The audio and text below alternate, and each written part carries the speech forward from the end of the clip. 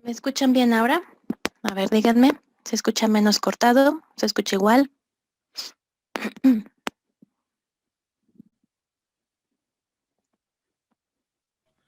Se escucha fuerte y claro. Se Buenos escucha días. mejor. Ok, perfecto. Bien, bien, gracias. Bien. Bueno, les comentaba que lo de la presentación anterior era precisamente cómo algunos otros países han afrontado este problema de las drogas. Em, No se sigue las, escuchando. ¿Todavía se oye cortado? Se sigue escuchando. Ok, bueno, entonces me voy a salir y voy a volver a entrar.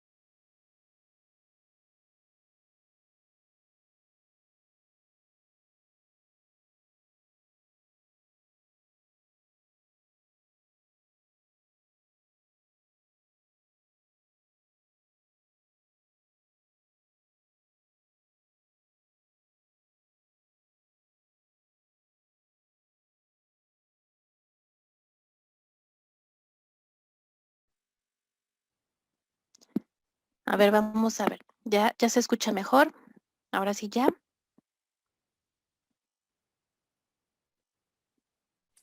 Sí, profe. Ok. Bien. Espero que ya no tenga problemas con el audio. Bueno, eh, les decía cómo se ha ido afrontando este problema, eh, digamos, de manera individual por cada uno de pues de los países, ¿no? Cómo han tratado de lidiar con este problema. Algunos legalizándola, otras, pues poniendo penas un poquito más restrictivas, ¿no? Y bueno, hoy nos toca ver lo que es Estados Unidos. Lo dejé casi al final, precisamente por esta estrecha relación que tiene Estados Unidos con lo que es México y Colombia en relación a el problema con las drogas, ¿no? A lo largo de esta presentación, pues está muy ligado el hecho del narcotráfico, ¿no? Cómo México juega ahí un papel bastante importante y bueno, también un poquito lo que es Colombia. Para la última clase nos vamos a enfocar nada más en lo que es México ya, ¿sale? Algunos tratados internacionales, algunas leyes, cómo México ha tratado de sobrellevar este problema con las drogas, ¿no?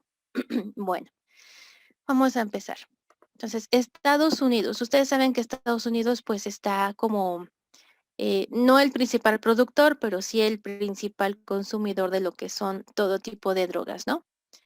Y bueno, empezando un poquito con lo que vendría siendo, digamos, historia o los antecedentes de algunas, em, digamos, normativas que ellos han tratado de implementar, pues es desde más o menos, eh, ¿qué será? Del presidente Thomas Jefferson, que bueno, él más que nada era pues lo utilizaba, ¿no? ¿Cómo se utilizaba en esa época para lo que era cuestiones médicas?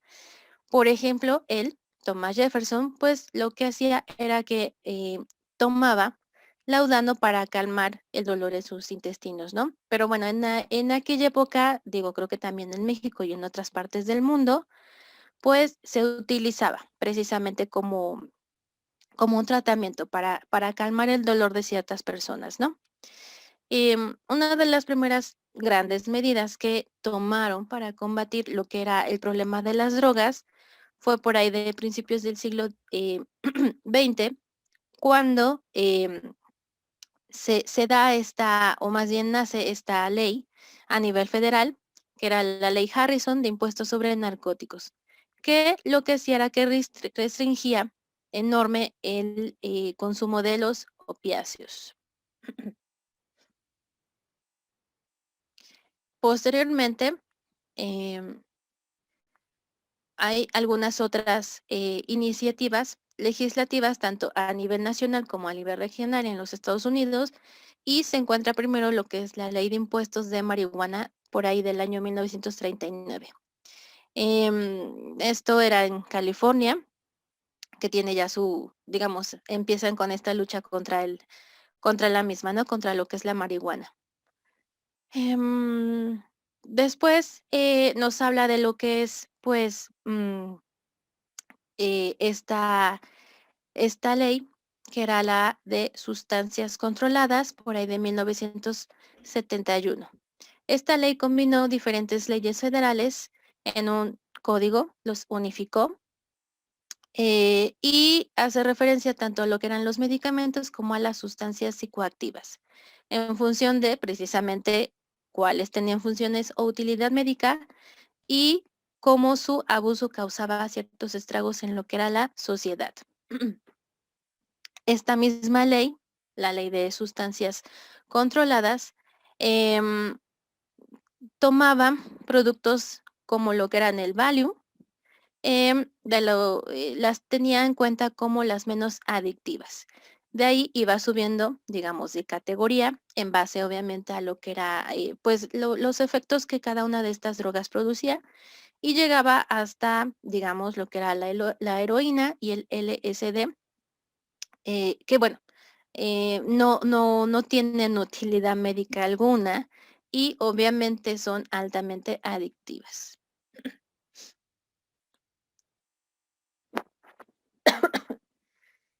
Después nos encontramos con el presidente Nixon. Acá, bueno, nos marca que tenía una cruzada personal contra la drogadicción y por ahí de 1973 crea la Administración para el Control de Drogas, en inglés la llamada DEA, ¿no? La importancia de esta es obviamente en cuestiones de la lucha contra el narcotráfico, pero que no nada más está, digamos, destinada a lo que eran las fronteras de Estados Unidos, ¿no? Sino que va más allá de las mismas. Actualmente, bueno, acá nos dice, ¿no? Este archivo es de más o menos el 2019 y en esa época o en ese año se contaban ya con 227 oficinas tan solo en la nación, ¿no? En Estados Unidos. Aquí obviamente también nos dice, pues, que esta enorme cantidad de oficinas que tiene en el exterior la DEA, pues, demuestra lo que es pues, este problema, ¿no? De lo que es el narcotráfico. Primero se enfoca en Estados Unidos y ya después lo va, digamos, enfocando a nivel mundial.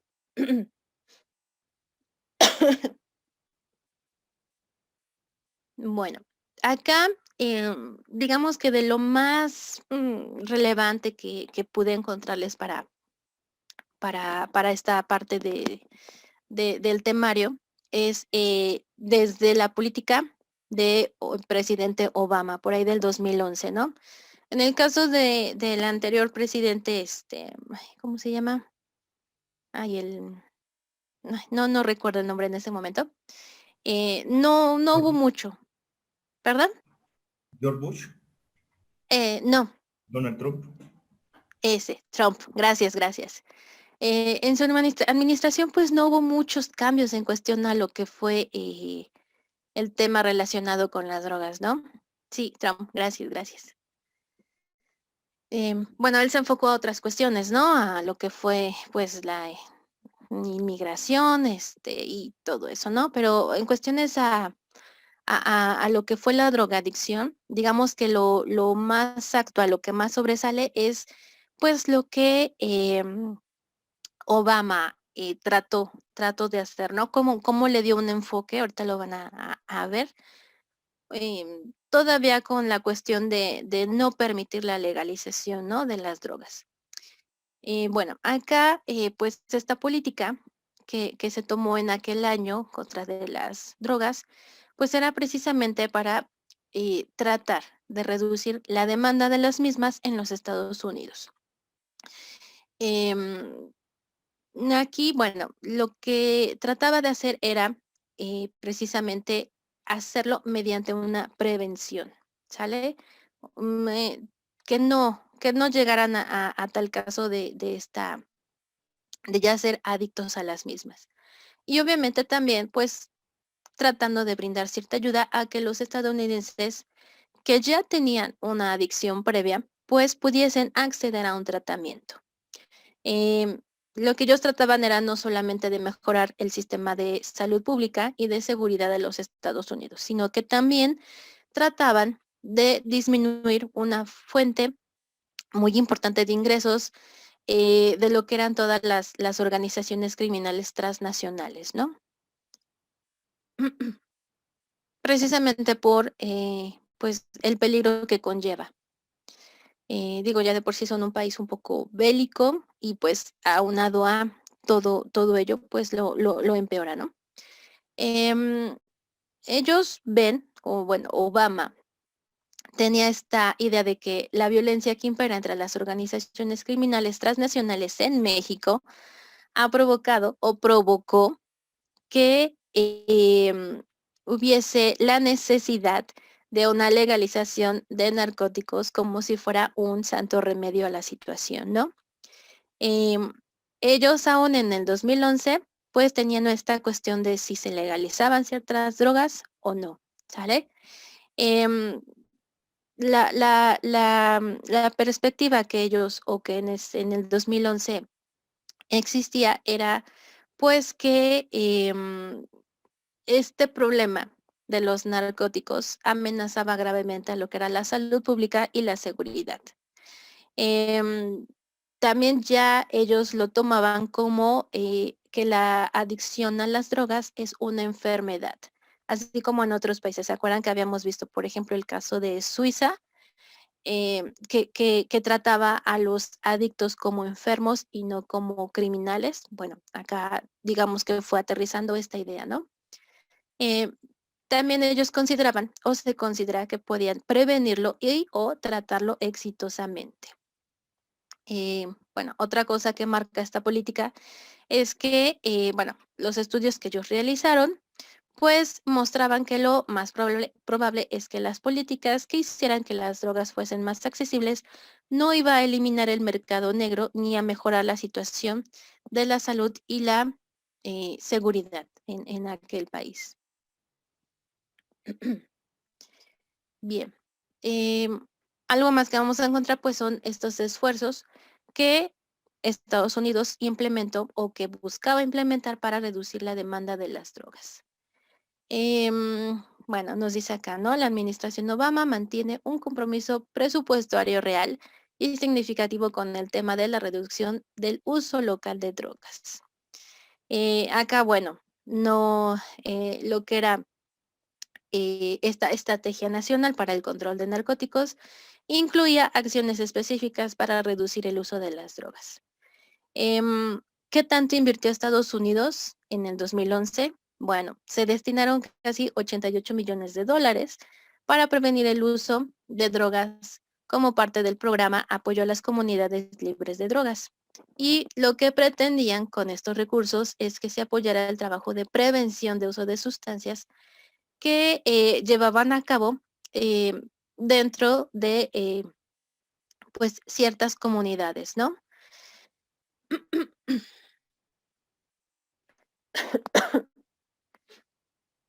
Luego, también en el año 2011, se implementó esta primera estrategia nacional de prevención, ¿de acuerdo? Se enfocaba en prevenir el uso de las drogas, evitando que las personas se iniciaran en el mismo. Acá, bueno, esta cuestión de esta estrategia nacional de prevención, pues se toma como la primera en la historia en establecer una oficina sobre rehabilitación y era parte, ¿no? De lo que era la Casa Blanca en cuestión de la política nacional antidrogas. ¿Qué o cómo trabajaba esta oficina? Bueno, digamos, su objetivo era el promover pues ciertas políticas y programas que pudiesen ayudar y apoyar a los millones de estadounidenses que se estaban rehabilitando exitosamente, ya fuese por una adicción a las drogas o una adicción al alcohol. Eso como lo que trataban de hacer, ¿no? Dar un apoyo a aquellos que ya estuviesen en rehabilitación. Bueno, en cuestión al consumo de los estupefacientes en los Estados Unidos, para aquel año 2011 ha disminuido o disminuyó más o menos un tercio en lo que vinieron siendo las 3 últimas décadas. Y bueno, también consideran que el uso de la cocaína se redujo un 43% y el de metanfetaminas ha sido pues a la mitad, ¿no? Bien, esta información yo la encontré en una página de la Casa Blanca, ¿sí? Y bueno, como les mencionaba, fue de la administración de Obama, del presidente Obama, por ahí del 2011 más o menos. Bien. Algo que consideran también, o consideraban también en 2011, pues era que la legalización de las drogas no iba a eliminar el crimen organizado, ¿sale? O sea, ellos no consideraban como en otros países que lo han hecho, que tienen esta idea de que digamos, al ser también proveedores, por así llamarlo, el gobierno, pues el crimen iba a desaparecer. Es sabido que pues aunque el gobierno se inmiscuye, sea ahora quien pueda proveer, pues digamos lo que es cierto tipo de drogas a las personas de una manera legal, de una manera más controlada, pues digamos que siempre van a buscar esta manera de estar un paso más adelante que ellos, ¿no? En el caso de lo que son los narcotraficantes o los productores ilegales, por así decirlo. Entonces, bueno, Estados Unidos tiene esta percepción, ¿no? De que no se va a eliminar el crimen organizado con el simple hecho de legalizar las drogas. Bueno, los estudios que ellos realizaron, pues, mostraron que en el caso de la marihuana no iba a reducir significativamente lo que eran las ganancias de los narcotraficantes mexicanos. Algo importante es que en el caso de Estados Unidos, como les digo, ellos no toman en cuenta o no consideran o realmente no los tienen productores como en el caso de México, como en el caso de Colombia, ¿no? O incluso en el caso de otros países con esta problemática, ¿no? Para ellos, todo lo que ingresa, según a Estados Unidos, proviene de nosotros o de los colombianos, ¿no? Eh, de todo lo que ingresa, pues el narcotráfico, incluso quienes venden o distribuyen la droga en aquel país, pues o son mexicanos o son colombianos, no hay de otra, ¿no? Digo, estaba leyendo los artículos y bueno, es un poquito justificable el hecho de que sean así con nosotros, ¿no? Tan, digamos, tan como que no nos quieren. Para ellos, nosotros y Colombia somos el gran problema de ellos, ¿no? Somos como la causa del problema, del por qué tienen pues tantos adictos, ¿no? Y bueno, desafortunadamente, pues sí, México es el principal proveedor para ellos, ¿no?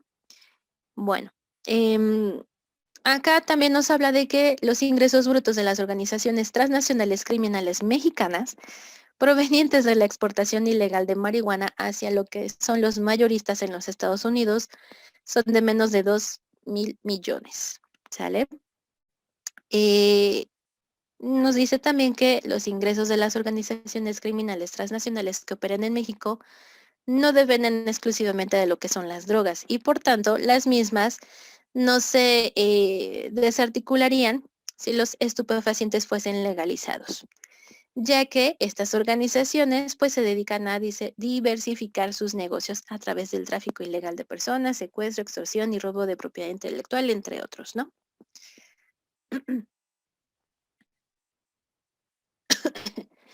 Un año antes, en el 2010, bueno, ellos toman pues este evento, este momento, por así decirlo, de lo que fue el asesinato de pues algunos migrantes centroamericanos a manos de una organización criminal que eran los Zetas y que no se esclareció si tuvo o no que ver con lo que era el narcotráfico.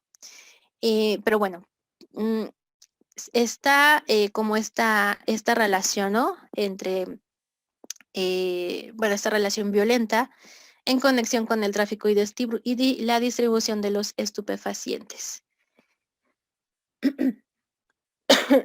Bien. Otra cosa que podemos notar es el hecho de que la ilegalidad de las drogas va a disuadir el consumo. Acá, bueno, mm, cuando se legalizan, pues obviamente se aumenta la disponibilidad y la aceptación de ciertas drogas. Por ejemplo, el tabaco y el alcohol, eh, el cual es mucho mayor que el uso de las drogas ilegales en aquel país, en Estados Unidos. Bueno, en el caso de algunas leyes que han penalizado el uso de la marihuana, pues un efecto que han tenido es el ayudar a que el precio de la misma se mantenga alto. Y bueno, acá el problema también es a los destinatarios, ¿no? O quienes consumen la droga. Por ejemplo, lo que es el tabaco, pues es una cuestión, ¿no? De que es como la principal o la primera más bien en la cual se inician los jóvenes, ¿no? Pues es lo más accesible a ellos, lo más barato, lo que no tiene una, digamos, una connotación social que los vaya a estigmatizar, ¿no? En cuestión de que fumen siendo tan chicos. Bueno, después nos habla de que la disponibilidad de más drogas a un precio más bajo y con menos riesgos, pues conlleva a una tasa mayor de drogadicción. En el caso de las sustancias adictivas como son el alcohol y el tabaco, pues estas pagan impuestos, ¿no? Ya que el costo social es realmente más elevado en relación a las ganancias que producen. Bien, acá, bueno, lo que fue el impacto de, pues, la prevalencia de la marihuana cuando se despenalizó. Por ejemplo, en Holanda, ustedes recordarán los famosos cafecitos de cannabis, pues ellos notaron o se notó que en un principio hubo un impacto apreciable en las tasas de consumo del cannabis entre los jóvenes de aquel país, pero después se regresó a las mismas estadísticas, ¿no? Em, Nos marca también que ya que el consumo de la marihuana se volvió algo normal y como hubo un aumento de de la comercialización de la misma, pues el uso de la marihuana entre los jóvenes aumentó un 15%, ¿no? En un rango de edad de los 18 a los 20 años y de ahí se elevó hasta un 44%. Entonces, bueno, acá lo que nos tratan ellos de decir es precisamente que al legalizarlas, al verlo como algo normal, pues obviamente el consumo va a aumentar, ¿no? O sea, hay una, digo, ya no se ve mal, ya es algo que, que está permitido, ya es algo por lo que no me van a penalizar, pues a lo mejor de la curiosidad ahora sí ya pasas a los hechos como tal. Bien. ¿Hasta acá alguna duda, algún comentario?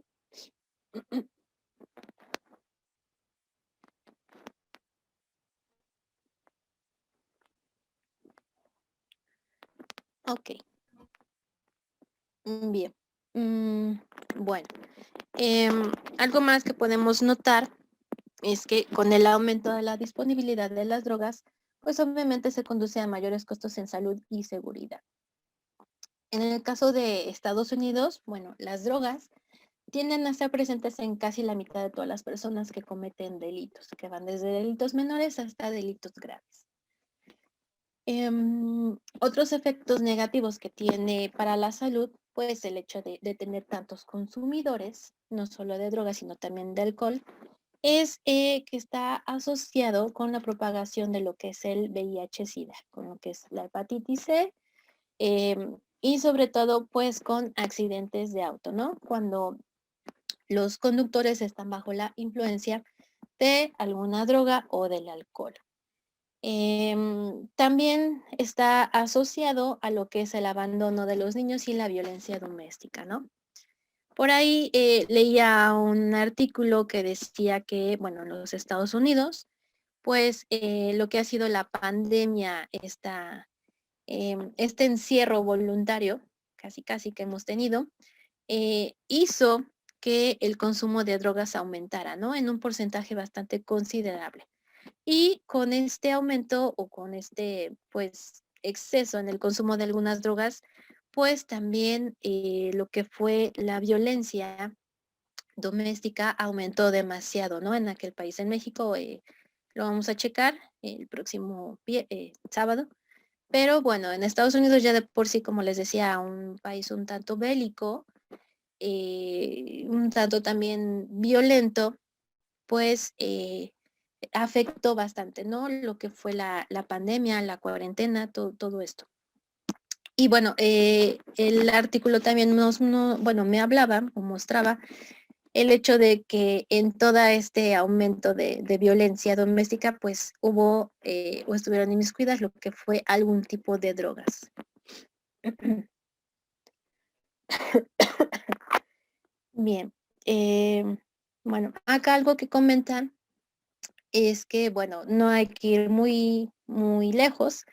Se toma en cuenta la experiencia actual, ¿no? De lo que es esta epidemia del uso de los medicamentos bajo alguna prescripción en los Estados Unidos. Eh, Se enfocaron en ello para ver cómo la legalización de alguna droga o de las drogas pues dejaría fuera de control las consecuencias sanitarias y de seguridad. En el caso de Estados Unidos, bueno, hablando de medicamentos recetados que son legales, que son regulados y que aparte pagan impuestos, ellos notaron que aproximadamente cada 19 minutos moría alguien de una sobredosis de drogas accidental en los Estados Unidos, ¿sale? Aun cuando fuese recetada. Bien, acá les dejé el link por si ustedes lo quieren checar. Bueno, esto, como les decía, pues tiene que ver con lo que fue la administración del presidente Obama, ¿no? 2011, han pasado ya 10 años y en esos 10 años pues hubo algunas diferencias muy significativas, ¿no? Tan solo el año pasado y lo que va de pues algunos estados de la Unión Americana han decidido legalizar algunas drogas, ¿no? Esto con el fin, por ejemplo, se los puse acá al final de la presentación, el caso de Nuevo México. El objetivo que persiguen con legalizar las sustancias, pues es única y exclusivamente económico, para rescatar su economía por los estragos que dejó y que está dejando la pandemia, ¿no? O sea, objetivos muy lejos de lo que algunos otros países han buscado. Bien, ¿algún comentario que tengan?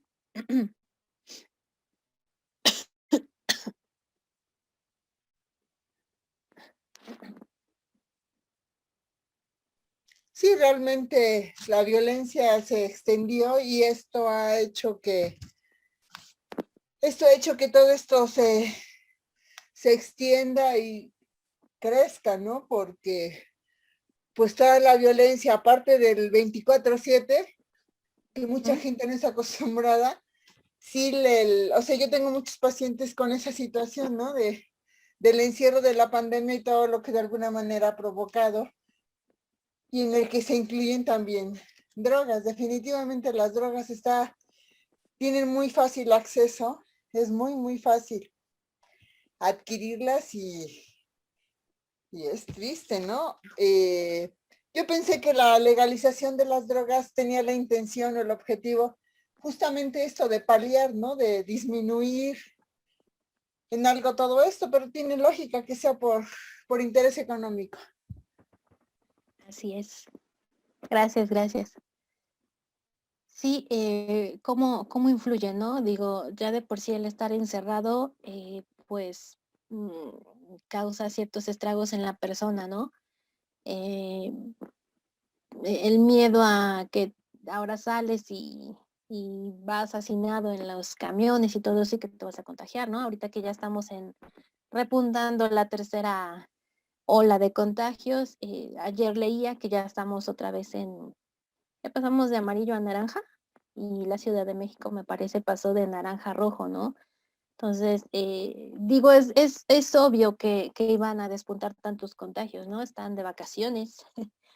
Y bueno, pues sí, como les comentaba, ¿no? En el caso de Estados Unidos, todo esto de la pandemia, pues les condujo a una mayor violencia. eh, Sin y embargo, bueno, esto de los semáforos, perdón, esto de sí, los sí, sí, semáforos realmente no tiene mayor relevancia porque no van a cerrar, no van a impedir nada, o sea, todo sigue igual.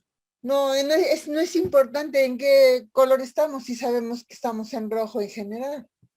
exactamente. Sí, es como una burla, ¿no? El estar marcándonos el semáforo.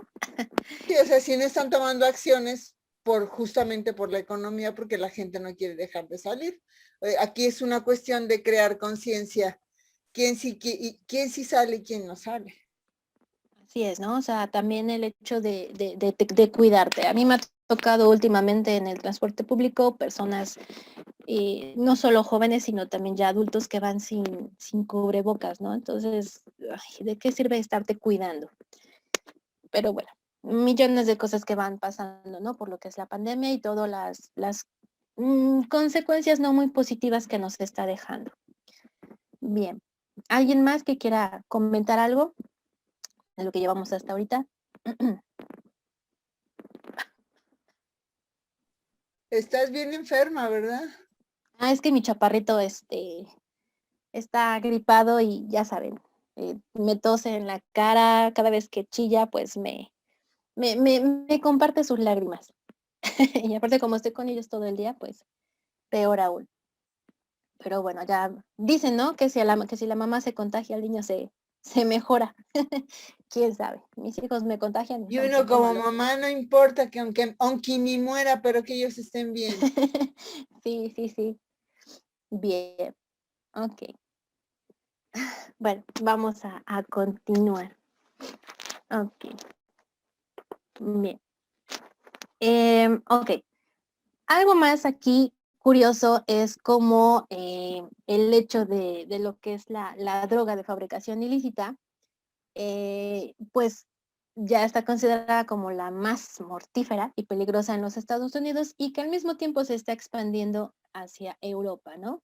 Ya no nada más es con ellos, con nosotros y con los colombianos, sino que, bueno, consideran que todo esto que se llega a fabricar, pues en Estados Unidos o que les llega incluso desde nosotros y desde más abajo, ya se está exportando, ¿no? Por así decirlo. Bueno, acá nos habla de que lo que es el peligro que significan las organizaciones criminales como los cárteles de la droga mexicanos, que trafican drogas ilegales a todo el mundo, dañando pues la salud obviamente de los mismos. ¿Cuáles son las drogas que más están causando problemas? Bueno, la heroína, la cocaína, la marihuana, las metanfetaminas. Desde más o menos el año 2016, las drogas que más consumen los estadounidenses y que causan muertes por sobredosis vienen siendo aquellas drogas que en algún momento son prescritas de manera controlada, pero que también se producen y se distribuyen legalmente en los Estados Unidos. En la diapositiva anterior o en las anteriores les mencionaba que incluso al estar pues controladas médicamente, pues quienes las toman llegan a estas cuestiones de una sobredosis, ya sea accidental o consciente, ¿no? Pero bueno, mm, es un parteaguas que ellos están tomando pues para la legalización, ¿no? Digo, si ya de por sí te las estoy prescribiendo, te las estoy controlando, y aún así tengo el problema de que está causando muertes, pues entonces hay que checar bien si para nosotros y para los estadounidenses, bueno, en el caso de ellos, la legalización va a funcionar, o sea, va a tener las consecuencias positivas que en otros países y no consecuencias negativas como el aumento de consumidores, el aumento de sobredosis y sobre todo el aumento de la violencia, ¿no? Que para ellos es lo que más siento que les está preocupando, más que el consumo, más que otras cosas, es la violencia que genera, ¿no? Bien. También yo considero acá que hay cierta, digamos, ¿no? Responsabilidad por parte de los doctores. Yo tenía entendido que Estados Unidos son muy estrictos a la hora de prescribir algunos medicamentos, ¿no? Pero bueno, entonces hay algo que está fallando. Se supone que los medicamentos, pues hasta que te los acabas, en el lapso que se supone debes de acabártelos, es cuando te pueden volver a dar esta prescripción, ¿no? Pero bueno, entonces ahí ya hay algunas otras cuestiones que están fallando para el sistema. Lo que pasa es que la farmacología de la conducta abarca un tercio de todo el total de las medicinas que se utilizan para todo. Y la farmacología de la conducta está creciendo grandemente. Y de ahí, pues el poco, o sea, aunque quieran controlarse, siempre el ser humano se da mañas para poder conseguir recetas y ese tipo de cosas, ¿no? Porque puede visitar a un médico y puede visitar a otro y obtener las recetas realmente. Entonces, ha crecido mucho esto de la farmacología de la conducta, porque muchos de esos medicamentos tienen una tendencia a inducir a la persona al suicidio. Oh, Entonces, ya. realmente creo que el control radica en cuáles son los efectos secundarios de estos medicamentos. Ujú. Ok, gracias por la aportación.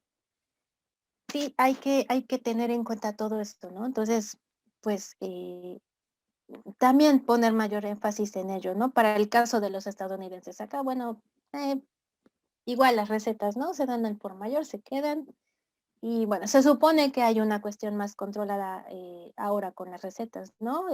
Yo cuando estuve enferma, pues, híjole, había medicamentos que no no le surtían a mi esposo por el simple hecho de que la receta estaba arrugada, ¿no? Entonces dices, o sea, ¿cómo? O sea, sí se me arrugó porque está lloviendo, porque me la guardé de golpe, ¿no? Entonces, pues, contradicciones que hay para lo que es la prescripción y el acceso a ciertos medicamentos.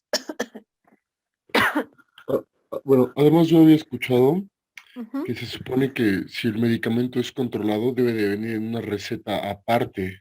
No, por ejemplo, particularmente lo expiden, te hacen una lista de todos los medicamentos que vas a obtener, pero si es controlado debe venir en una receta aparte. Ujú, ya te dan 2 recetas los médicos Ajá, ahora, ¿no? Ujú. Sí, exactamente. Precisamente para evitar, ¿no? Alguna cuestión de abuso del mismo. es muy difícil de controlarlo, pero bueno. Eso, sí. Digo, ya lo veíamos al inicio, ¿no? De las clases, el hecho de que haya algún medicamento que te produce esta satisfacción de, pues, de ya no sentir dolor o te hace sentir realmente bien. Híjole, pues el ser humano no sé, lo vuelve una necesidad incontrolable, ¿no? Pues sí, es como lo comentaba exactamente al inicio, con lo del Valium, ¿no? Se supone que es la Ujú. morfina esa, Ajá, que es la y que te también, ayuda para, para el dolor y todo eso. Entonces, pues el Valium en su momento fue un medicamento que se extendió al por mayor. ajá, tuvo su boom, ¿no? Sí, Pues, de consumidores. Sí, es sí, hoy una, en día, ujú, hoy en día dime. ya no se, no lo he escuchado, bueno, ya no he escuchado ni que se mencione tanto, pero en su apogeo era boom, o sea, como que lo más buscado. Por lo Así mismo es. que ha crecido mucho la farmacología, por eso ya hay otro que es más potente que el Valium. Entonces, Ajá. por eso es que ahora a lo mejor lo recetan como... Y además las generaciones de los medicamentos van cambiando. Ujú. Sí, Como se supone que, gilocaína. ajá, se supone que tendrían que estar más controlados, ¿no? Si ya en algún momento causaron estragos, pues entonces investigo más sobre ellos y trato de que sean, pues no sé, no menos efectivos porque el chiste es que te den una efectividad, ¿no? Que te ayuden en la salud, en el dolor, en lo que sea.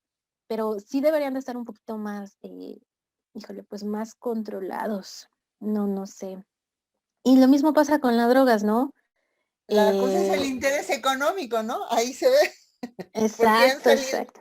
porque han salido más medicamentos. ¿Por qué? Porque tenerlo legalmente nos va a dar mayor beneficio económico. Las farmacéuticas son de las que más ganan, de las que más reparto de utilidades dan. O sea, son las reinas de, no es la industria automotriz, o sea, son las farmacéuticas las que realmente tienen mucho poder económico. Ujú, exactamente. No sé si se han dado cuenta que la UNICEF está también con esto del regreso presencial a clases en educación básica. Y bueno, por ahí leyendo todos los comentarios pues del mismo artículo, llegué a leer que hay ¿cómo es? Hay una, pues sí, creo que es un laboratorio, algo así, que está inmiscuido con la UNICEF y precisamente por eso están sea verdad, sea mentira, no lo sé, pero no me suena tan ilógico, ¿no? El hecho de que esté también la UNICEF, pues, presionando con el regreso presencial a las clases, ¿no? Eh, bueno, ya digamos que ahí habría como cuestiones económicas. Tiene lógica el razonamiento. Sí, sí, sí. Yo, por ejemplo, nosotros ya decíamos que mi chaparrito el grande no regresa a clases presenciales. La, es, digo, yo sé que la escuela va a tener todas las medidas de protección. Es una escuela pequeña, son 12 niños por salón, con un máximo de 15. eh, y bueno, yo podría estar segura de que ellos van a mantener las cuestiones de salud, la sana distancia, bla, bla, bla, ¿no? El problema es el trayecto, es cómo te trasladas con los niños, ¿no? Yo voy por el otro a la guardería y, híjole, regresarse o ir a andar en combi es, ¿cuál sana distancia? No hay nada. O sea, al pobre lo traigo casi, casi pegado a mí para que Además, no respire. Dime, dime. además es muy difícil, ¿no? Porque, o sea, si de alguna manera uno que tiene un poco más de uso de razón, el saber que se tiene uno que cuidar, el saber que tiene que cumplir con muchos requisitos en teoría para poder estar en la calle o salir, todo eso. Y los niños, pues es realmente, pues no tienen todavía esa, por mucho que tengan 10 años, pues es inevitable, ¿no? Al fin y al cabo todavía son niños y no van a cumplir con los protocolos que se tienen que tener de, no te acerques a tu compañero a jugar, no juegues. Y es muy riesgoso todavía, más que nada para ellos, ¿no? Que ahora con esta tercera ola que está, pues son los que son más, pues más afectos a poder contagiarse. Ujú. Sí, sí, ya también ya se están contagiando ellos, ¿no? Y Sí, ay, ya entran en el lapso ahí también. sí, no hay para ellos ninguna vacuna. Y entonces, ¿qué haces? ¿Qué haces con ellos contagiados, no? O sea, es la problemática, ¿no? O sea, ¿cómo te van a asegurar de que no se va a contagiar, No, o sea, no? eso es imposible. ¿Mm? A mí me parece que, o sea, yo si tuviera hijos chiquitos, no los mandaba, a mí no me importaría que perdieran un año. No es lo mismo perder un año a los 10, a los 15, a los 20, incluso a los 30, que si lo pierdes cuando ya estás viejo, ¿no? O sea, Sí, sí, un sí. año lo puedes recuperar. De chiquito no pasa nada, a lo mejor si no que sí mantenerlos ocupados, pero creo que es una irresponsabilidad el decir que se abran las escuelas cuando inicialmente dijeron que se iban a abrir hasta que estuvieran en el semáforo verde. Y sobre todo que el contagio hoy en día es más latente, más está muy extendido fácilmente, y creo que a las autoridades lo único que les interesa es el dinero. Así es. Sí, pues entre más contagios tengas, más medicamentos utilizas, de hecho, ¿no? Efectivamente. Sí, sí, sí. Yo les puedo decir que la cantidad de medicamentos que a mí me prescribieron fue, híjole, creo que en mi vida había tomado tantos juntos y no había genéricos. O sea, sí te dice el doctor, no, el genérico te cuesta tanto y es igual, ajá, pero no hay. Y pues ya lo necesito. Entonces, sí, esta cuestión de, pues, de las farmacéuticas, ¿no? De los laboratorios médicos y todo esto, pues, está cobrando fuerza ahorita. Y no solo con eso, también con lo que es, pues, el tema, ¿no? Lo que vienen siendo las drogas, aquellas que están controladas, aquellas que salen de un laboratorio médico, ¿no? Que al final del día, aunque sea un medicamento, pues el hecho de que te cause cierta adicción, el hecho de que no puedas dejarlo, pues ya hay una problemática en ese aspecto, ¿no? Ok, ahí, ya. Bueno, acá para los estadounidenses, pues en cuestión de toda esta, de los fármacos, por así decirlo, que ellos pues llegan a utilizar, em, y que son prescritos de manera controlada, pues vienen siendo lo que son los opioides, ¿no? El fentanilo, que está recetado como un tratamiento en casos de dolor intenso. También, bueno, lo que viene siendo la oxicodona y la hidrocodona. En un reporte del 2016 de lo que fue Evaluación Nacional de Amenazas de Drogas, que fue publicado precisamente por la DEA, pues mencionaban que de 129 personas que mueren diariamente por una sobredosis, perdón, de lo que son las drogas en el año 2014, el 52 de ellas lo hicieron precisamente por consumo de analgésicos que teóricamente estaban prescritos de manera controlada, ¿no? Entonces, controlado o no, tienen ellos esta problemática. Yo leyendo los artículos, los 100 artículos que casi me leí, porque salen bastantes, me di cuenta de que son bastante, bueno, en el caso de los estadounidenses, tienen esta cuestión de la adicción a cualquier medicamento, a cualquier droga, pero muy, muy arraigado. O sea, no sé si se deba al ritmo de vida que llevan o a la educación que tienen, no lo sé, pero me llamó la atención cómo es esta gran cantidad de personas, ¿no? Que son consumidores, ya sea de manera legal o ilegal, pero es una gran cantidad de personas en los Estados Unidos. Digo, también influye, ¿no? La gran extensión de territorio que tienen, pero sí me fue bastante llamativo. Bueno, en el 2018, de nueva cuenta la DEA, volvió a esta cuestión de, de, de evaluar, ¿no? Y menciona que de 172 personas que ya morían en esa época, en el año 2018, por alguna sobredosis, 116 lo hicieron por lo que fue el consumo de medicamentos prescritos. Esto quiere decir que aumentó un porcentaje bastante considerable de lo que fue el 2014 al 2018. O sea, fue una diferencia de 4 años nada más. Sin embargo, el porcentaje fue pues realmente considerable, ¿no? Bueno, en cuestión de lo que son las drogas ya prescritas de manera controlada, pues ocupan el segundo lugar de lo que son las drogas consumidas en los Estados Unidos. Y la más consumida de ellas es la marihuana, donde nos menciona, ¿no? Acá, 18 millones de personas en los Estados Unidos mayores de 12 años abusan de estas drogas, ¿no? O sea, mayores de 12 años son muy pequeñitos y ya con con este problema, ¿no? También nos habla de lo que es el consumo del fentanilo, que, bueno, están, digamos, de uso común en los Estados Unidos y que les genera, pues, unas ganancias bastante grandes a lo que son las empresas legales que lo producen, que lo distribuyen y lo venden. Em, Tiene su contraparte, que viene siendo nosotros, mexicanos, los cárteles, que hacer esta competencia, ¿no?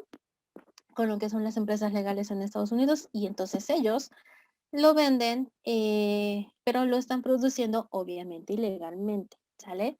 Precisamente para no perder todo lo que es este mercado que ellos ya tenían, ¿no? El mercado ilegal de las drogas. Pues tratan de hacer más, ¿cómo les diré? Atractivo a los consumidores, y entonces lo que hacen es pues mezclarlo con heroína, con cocaína y también con algunas metanfetaminas, lo cual obviamente lo hace pues mucho más peligroso para quien lo consume. Que bueno, en muchos casos ni cuenta se da, ¿no? De que está mezclado, de que viene con un plus. Bien, también, bueno, la cuestión de lo que son las drogas opioides sintéticas, que pues ya sabemos, ¿no? Se están produciendo y vendiendo de manera ilegal y legalmente en lo que son los Estados Unidos, pero que se está extendiendo el mercado a lo que es Europa. Em, bueno, nos dice, ¿no? El estudio que ellos realizaron, que en Europa lo que es el dolor crónico afecta a 1 de cada 5 adultos, es bastante. Y bueno, acá les hace mención de lo que es Italia, ya que en los últimos 10 años, pues la prescripción de los opioides como fentanilo se aumentó 4 veces. En el caso de los opioides sintéticos, pues obviamente conducen a una grave amenaza para lo que es la salud. Se ha aumentado lo que es la muerte por sobredosis, ¿no? En lo que es el país, bueno, lo que es el país vecino. Bueno,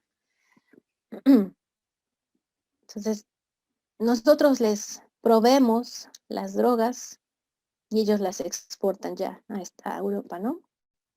Digo, el mercado se extiende precisamente por el costo que tiene, pues, producirlo, ¿no?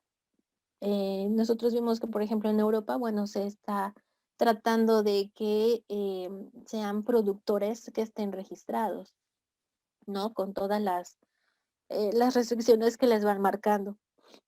Bien. Ok. Em, Acá nos habla de lo que es que a nivel internacional se calcula que todo lo que se decomisa es solo el 10% de las drogas. Esto significa que más o menos en el 2017 se incautaron en Europa Occidental y Central 17 kilos de fentanilo, y al menos se ratificaron en el mercado de Europa Occidental y Central también 170, ¿no?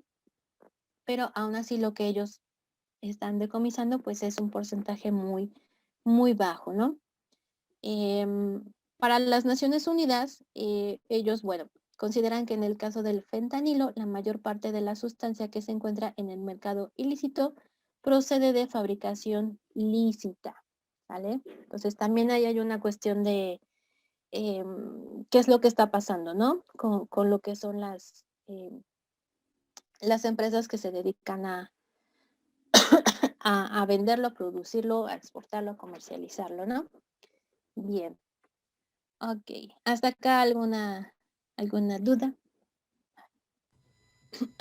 No, Lick, nada más como comentario, Ujú. el fentanilo es nativo de China, de Shanghái, es el mayor productor Ah, de fentanilo. Y sí es cierto, son pastillas de color azul y son hechas a base de heroína y fentanilo, por eso son tan adictivas y tan peligrosas. oh, mira. Oh, desde allá.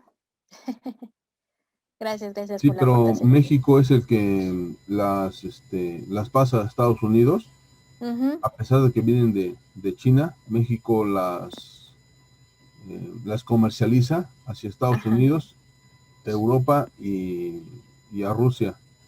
ujú. Oh, vaya. Bueno, en algo hemos de sobresalir, ¿no? Por lo que hemos estado observando, leyendo. eh, bueno, México es muy bueno para esto de la exportación, ¿no? De lo que son las drogas, ya sean de maneras legales o ilegales. Mm, Tal vez puede ser por la cuestión geográfica, ¿no? Donde estamos, justo en el medio entre uno de los principales productores, que bueno, México ya no se queda atrás con la producción, sobre todo de la amapola, ¿no? Pues no, Y, México desde acá envía las drogas a Estados Unidos y lo chistoso es que, digo, la droga es de fentanilo, es hecha en China, ujú, pero México les compra toda la producción y México la revende a todo el mundo, ¿eh? así No es. nada más el fentanilo, diferentes drogas, ¿eh? Incluyendo la marihuana. Ajá. Entonces, imagínense, ¿no? Por algo, como les decía al inicio, por algo nos hacen el feo en Estados Unidos. Pero bueno, yo siento que a lo mejor México no tendría este mercado tan grande con los Estados Unidos, nada más enfocándome a ellos, si no hubiese la cuestión de tantos consumidores, ¿no? Eh, Es como la Coca-Cola. Digo, no sería la empresa que es si no hubiéramos tantos adictos a la Coca-Cola, ¿no? Entonces, pues lo mismo pasa con las drogas. Si pides y pides y pides más, pues obviamente pues tienes la necesidad de comprar más, tienes la necesidad de buscar más para satisfacer toda esa demanda. Y bueno, pues nos tocó a nosotros, les mencionaba, ya sea por cuestiones geográficas, porque estamos en medio de todo, ¿no? Y sobre todo tan cerca pues de lo que es Estados Unidos, que es a nivel mundial considerado como el mayor consumidor. Bueno, y sí es curioso, ¿no? Como desde tan lejos, bueno, ni tan lejos, si nos vamos del otro lado del mapa, estamos un tanto más cerca pues de lo que es Asia, ¿no? Lo que es China en este caso. Y bueno, a saber, ¿no? Eh, a saber cómo es que nosotros terminamos siendo, pues, el carrito que mueve todo. Pero bueno, em, acá este artículo se los puse, me llamó la atención, ¿no? El título. Narcotráfico en Estados Unidos, 4 aspectos poco conocidos de cómo funciona y por qué no hay un capo como el Chapo Guzmán, ¿no? Tan famoso, este señor que compartimos apellido, pero bueno. Eh, algo curioso que sucede es que en Estados Unidos como tal no hay, digamos, no sobresalen narcotraficantes como ha sido el Chapo Guzmán en México o como Pablo Escobar ¿qué fue? ¿Qué fue? Colombia, me parece, sí, En ¿verdad? Colombia, Ajá, el el señor famoso del mar. Chapo. Ujú, así es. En Estados Unidos no hay. Sí hay algunos que, bueno, tienden eh, como, ¿cómo les diré? Eh, mm, el nombre sobresale, pero no precisamente porque sean pues grandes narcotraficantes, sino por algunas otras cuestiones que tienen, ¿no? Involucradas con lo que es las drogas, crímenes muy violentos u otras cuestiones. Bien, ¿qué nos dice este artículo? Básicamente que el hecho de que no haya este movimiento de millones de dólares y que no existan, digamos, eh, más o menos lo que vienen siendo traficantes, como les mencionaba los de México y los de Colombia, traficantes de droga en el país, aquí lo dice, ¿no? El mayor consumidor de cocaína del mundo. eh, no quiere decir que como tal no existan, simplemente que funciona de manera muy distinta a como lo hacen los carteles en México y en Colombia, ¿no? Em, pero la forma en que ellos se organizan, en que está organizado el narcotráfico es muy diferente a la de nosotros. Mm, Acá, bueno, ellos hablan de presencia de mafias locales, ¿no? Bien. Es diferente, yo honestamente pensaba que igual, pero no, no pasa así. Allá, por ejemplo, no hay carteles famosos como los mexicanos ni grupos armados que se disputen territorios de cultivo de coca, como en el caso de Colombia. Pero sí hay ciertas organizaciones que están dedicadas al narcotráfico en los Estados Unidos y que de igual manera tienen esta red de transporte de estupefacientes por todo el territorio estadounidense, ¿no? Em, bien, les marca acá, ¿no? Compradores mayoristas. En el caso de los narcotraficantes y organizaciones, ellos pues forman lo que es el primer eslabón dentro de Estados Unidos y que tienen este cierto rango y capacidad de pagar por una carga recién llegada desde México, desde nuestro hermoso y bello país. A través de estas organizaciones, lo que es la cocaína y las drogas sintéticas pues comienzan a viajar a los diferentes mercados que ya están establecidos en lo que es el territorio de los Estados Unidos. Bien. Ok, acá nos habla de lo que son los cárteles latinoamericanos y que vienen a ser o son menos vulnerables, ¿no? A lo que es el estar, pues ya, o más bien estar bajo la mira de lo que es, pues, lo que viene siendo, por ejemplo, la DEA, ¿no? Así como a una confiscación de lo que es la carga. Esto ellos digamos, lo van trazando de manera pues más segura para ellos, ¿no? Por así decirlo, cuando utilizan lo que son intermediarios locales. Estos pues básicamente se pueden diseminar fácilmente dentro de lo que es la sociedad estadounidense, sin que llame la atención como en el caso de los cárteles mexicanos, ¿no? También este artículo nos habla de que, bueno, este investigador, Hernando Zuleta, apunta que uno de los motivos por los que las organizaciones estadounidenses y sus líderes son poco conocidos o tienen poca relevancia, el nombre más bien, es por la forma en que actúan a la hora de mover la droga en Estados Unidos. Acá habla de lo que es el microtráfico y tiene mucha presencia lo que son las pandillas estadounidenses y de diferentes países centroamericanos. Pero, bueno, en palabras de este investigador, pues, estos son los que menos consiguen, ¿no? Acá lo dice, no se llevan la parte grande del pastel. Ellos simplemente lo que hacen es distribuirla y tienen sus ganancias. Y ya, así de fácil. En el caso de lo que podríamos llamar jefes de la distribución en el interior de los Estados Unidos, tienen un perfil muy distinto a la imagen de lo que es el narcotraficante latinoamericano. Y por lo tanto, pues pasan mayormente desapercibidos. Acá este investigador dice que son mafiosos que no parecen mafiosos. Son algo así como los narcos invisibles que controlan el tráfico de la cocaína en Colombia. Y sí, ¿no? Digo, acá, bueno, no sé, es como muy, tienen como un perfil muy marcado aquellos que, pues, son narcotraficantes, ¿no? Por ejemplo, yo recuerdo cuando comenzaron los Zetas pues, a migrar hacia México, pues era como muy marcado, ¿no? Digamos, verlo y de manera inmediata decías, pues es un Z, es un, no sé, o sea, te va a hacer algo, ¿no? Sus tatuajes, es como lo característico de ellos, ¿no? Todo, pues básicamente, si mal no recuerdo, la cara tatuada, el cuello.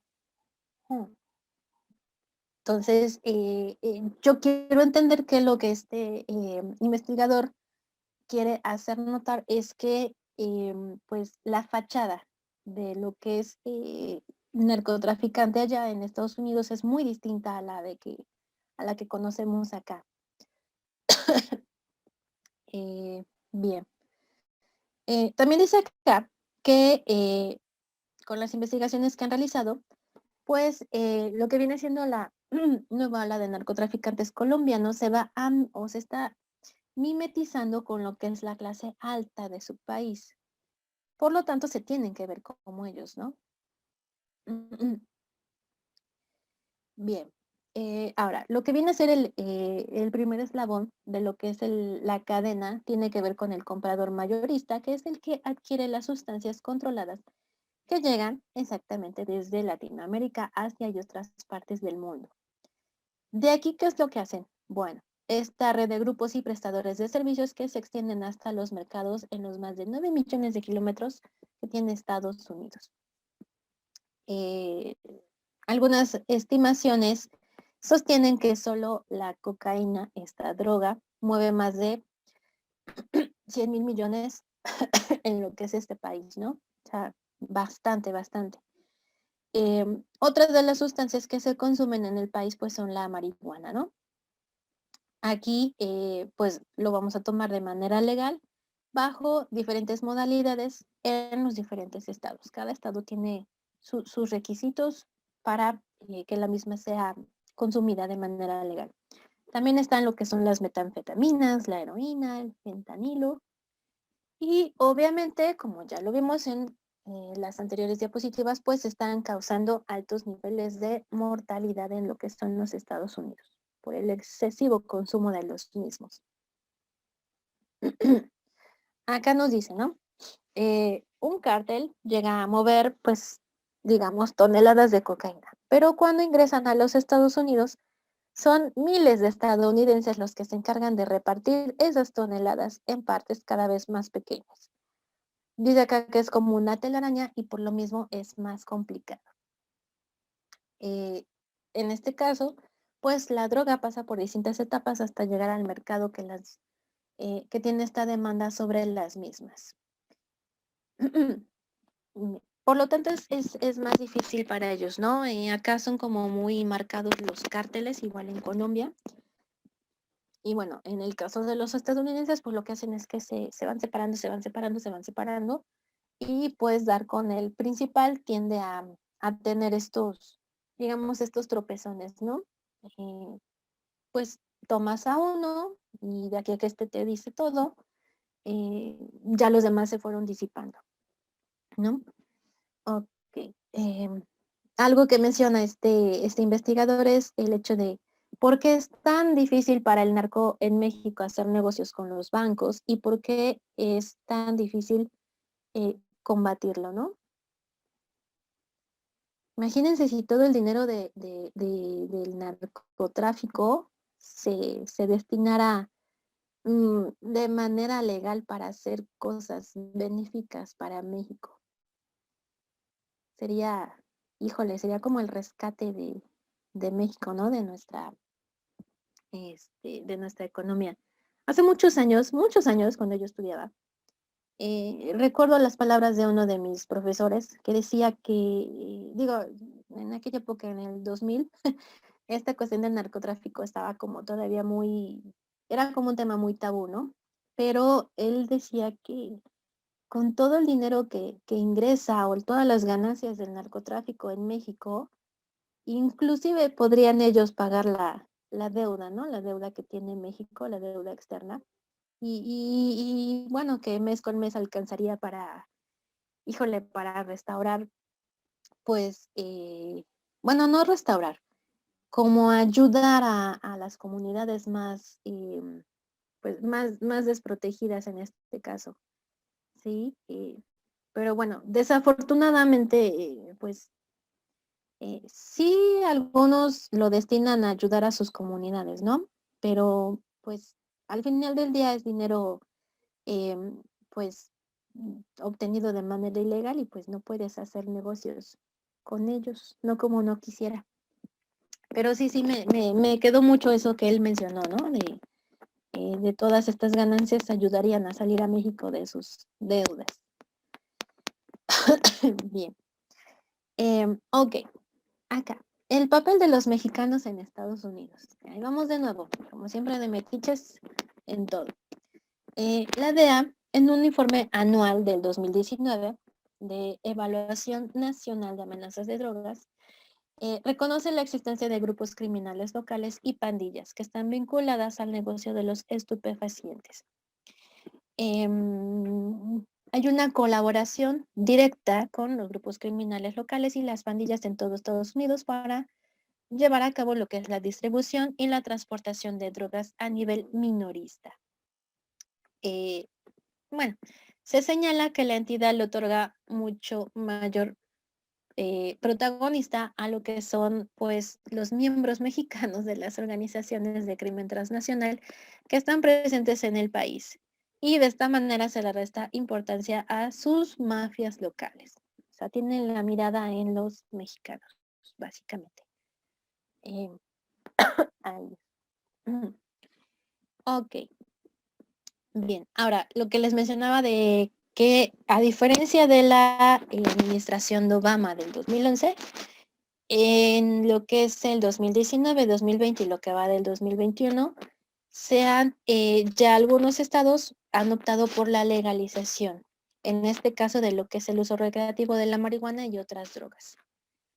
Esto que les traigo acá es de el 2019, de mayo del 2019, y lo más reciente es de abril del 2021, en el caso de Nuevo México.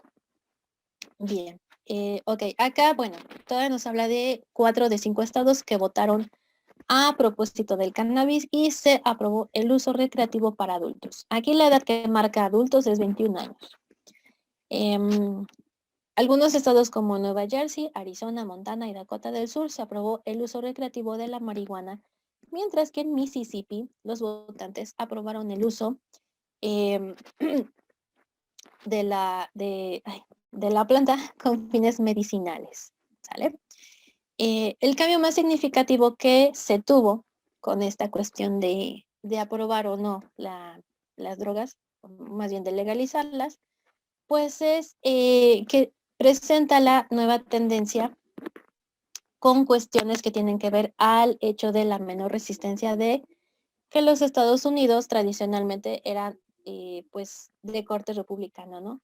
De hecho, en el caso de Nuevo México, fueron los demócratas quienes, digamos, se llevaron el triunfo al legalizar, ¿no?, las drogas. En el caso de los republicanos pusieron en el artículo, ¿no?, ahí menciona todas las trabas que ellos, bueno, no trabas, todo lo que ellos consideraban en contra. Uno de los puntos que mencionaban los republicanos era el hecho de que el simple legalizar algunos tipos de drogas no iba a evitar pues la adicción a las mismas, no iba a evitar o iba a disminuir la violencia, sino que al contrario, ellos consideran que las iba a fomentar aún más.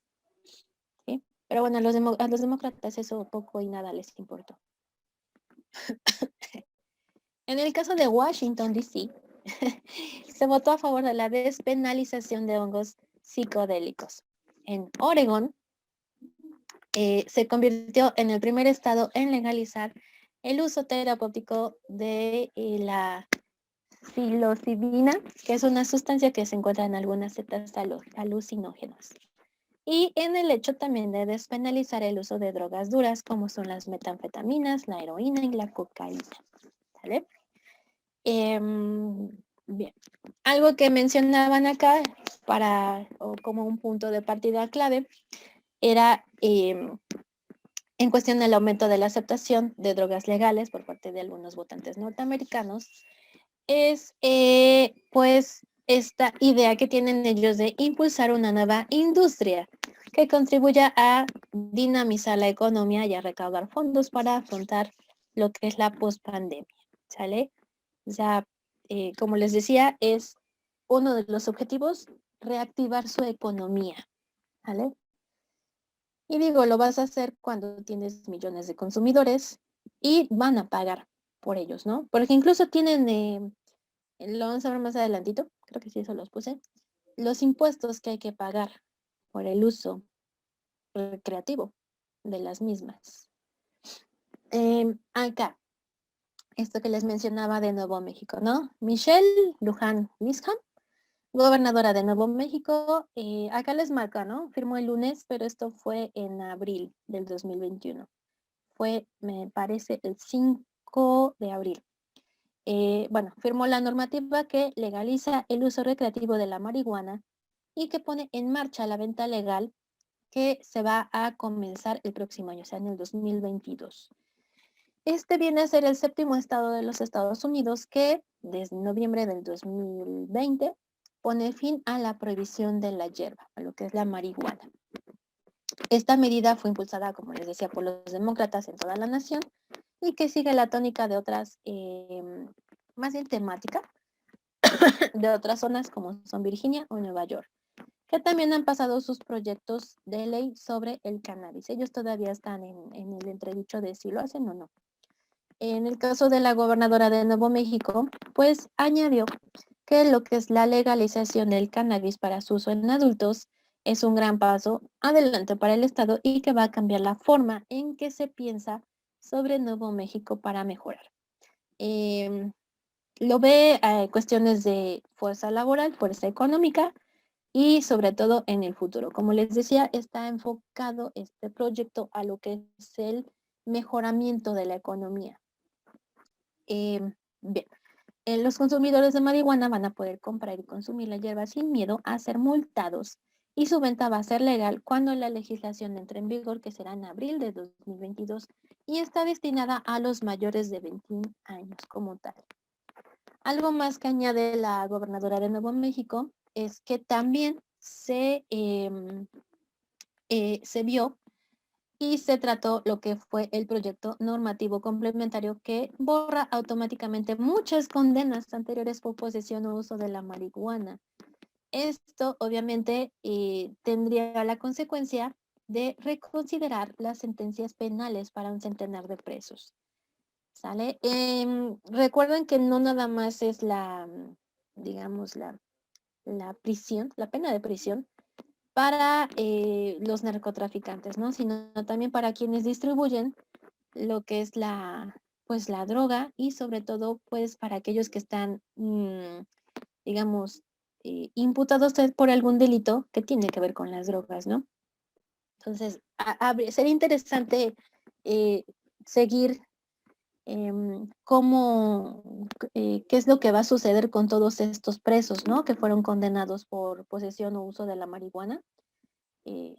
Si van a salir, si les van a reducir las condenas o qué es lo que va a pasar con ellos, ¿no? Bien.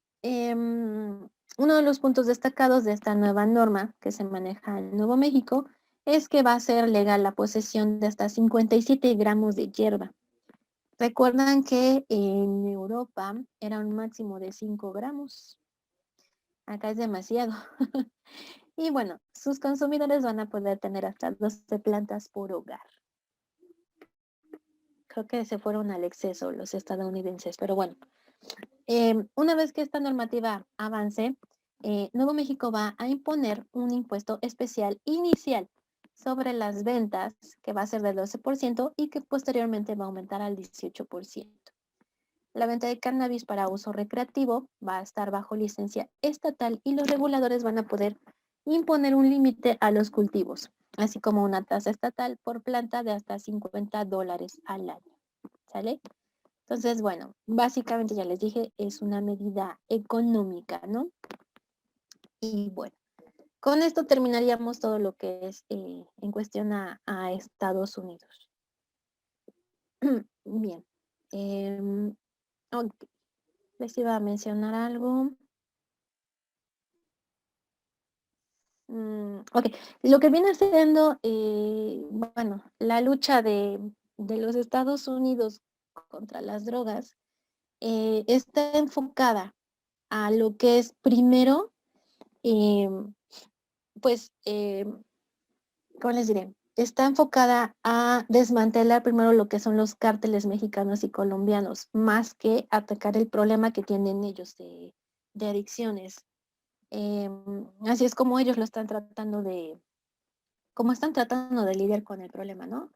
Y bueno, me parece bastante coherente el hecho de, pues, de primero atacar, digamos, no la raíz, porque la raíz serían sus consumidores, sino de atacar a los proveedores. Una vez que ellos, pues, su idea es de eliminar quien te provee la droga, pues con eso se supone. que se acabara los problemas que ellos tienen con las drogas, ¿no? Algo que marcaban los artículos que leí era que la mayoría de los delitos que se cometen en Estados Unidos, los imputados están bajo la influencia de alguna droga, ¿sí? Entonces, esto pues obviamente es un problema bastante grave para ellos, ¿no? Y ya. Bien.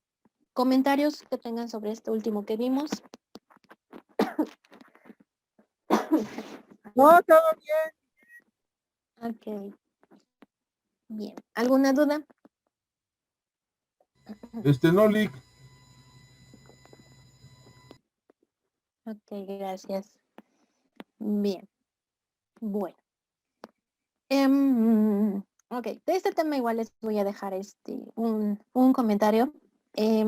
Esa va a ser la manera en que los voy a calificar, digo, porque hacerles examen, pues no lo veo, digamos, lo más viable para esta materia, porque básicamente lo único pues, que se hace en esta materia es platicarles, ¿no? Es esta plática sobre, pues, todo lo que es la regulación de las drogas, algunas sustancias, ¿no? Entonces, como que preguntarles, ¿qué sustancia tiene la marihuana? Pues no se me hace, no se me hace bueno.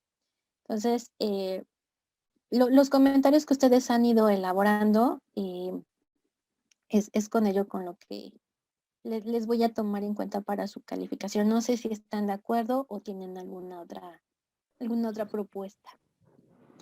No, Miss, está bien. ¿Sí? ¿Los Sí, Lick, demás? está bien así. Ok. Serían, si deja otro, sería 3, ¿no? Así está bien. Sí, sería un comentario de la clase de hoy y el comentario de la siguiente, ¿no? Y creo que les he dejado 2 anteriores, ya serían 4 comentarios, si mal no estoy.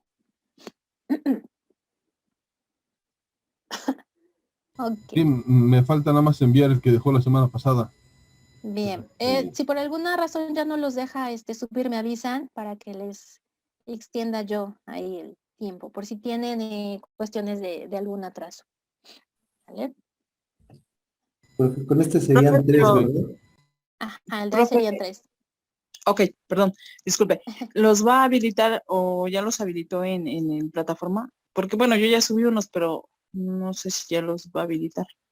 El de hoy se los habilito de hoy a dentro de 8 días. Tendrán 8 días igual para hacerlo. ¿Vale? Ok. Sí, profe, gracias. De nada, de nada. Ok, Gracias. de nada. Bueno, entonces por hoy sería todo. Nos escucharíamos dentro de 8 días y que tengan una bonita semana. Gracias. Bye. Gracias, profesor. Ok, Hasta Lick, luego. gracias. Cuídese mucho. Igualmente, hasta luego. Hasta luego. Bye bye. Gracias, profesor. Hasta luego. Adiós.